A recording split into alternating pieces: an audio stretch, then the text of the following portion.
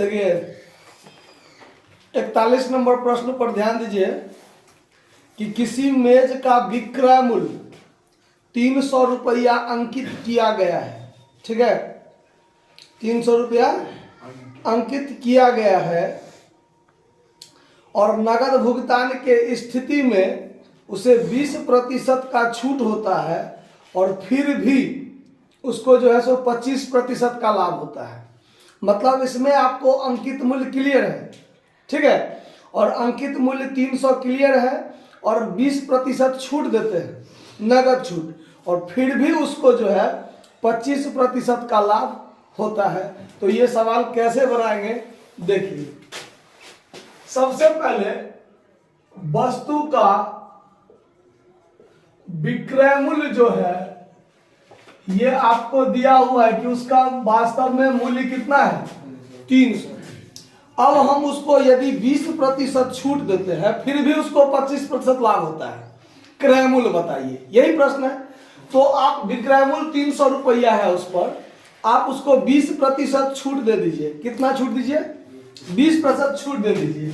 तो यहां पर छूट कर दीजिए 20%, मतलब 300 का 20% आप छोड़ दीजिए। 300 का 20% क्या कर दीजिए? छोड़ दीजिए।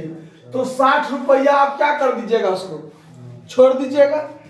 तो शुद्ध मूल्य, अब देखिए शुद्ध विक्रय मूल्य जो हो गया वो उसका हो जाएगा 300 में से 60 रुपया घट जाएगा तो 240 रुपया। यानी 300 का 20% आप उसको छोड़ दिए, 60 रुपया छोड़ दिए, फिर भी आपको 240 रुपया प्राप्त हुआ। अब ये जो 240 रुपया में आपने वास्तव में बेचा है फिर भी आपको 25% का लाभ हुआ है। कितना का लाभ हुआ है? यानी ये जो मूल्य है ये इस मूल्य में 25% लाभ शामिल है। तो क्रय मूल्य क्या होगा? तो क्रय मूल्य तो हमको नहीं पता है, वही तो निकालना है। तो प्रोसेस से बनाएंगे, सूत्र से नहीं, प्रोसेस से बनाएंगे।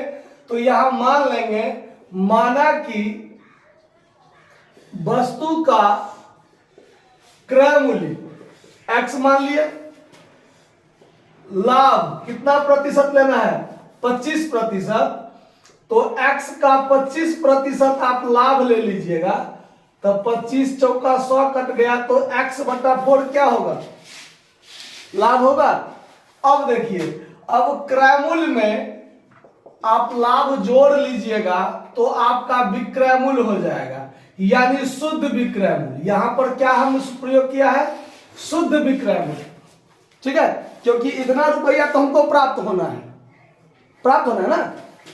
तो क्रय मूल्य x और लाभ x/4 बराबर शुद्ध विक्रय मूल्य कितना प्राप्त होगा हमको? 240। तब ना 25% हमको लाभ हो रहा है।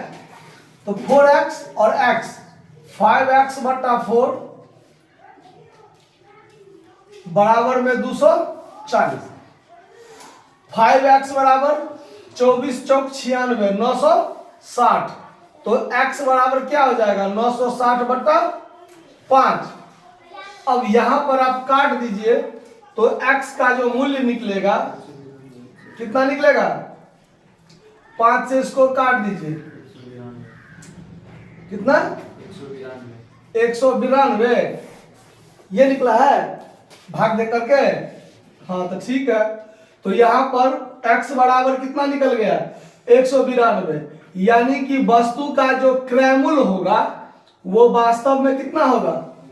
192 होगा। है आंसर? है? नोट कर लीजिए। धन्यवाद।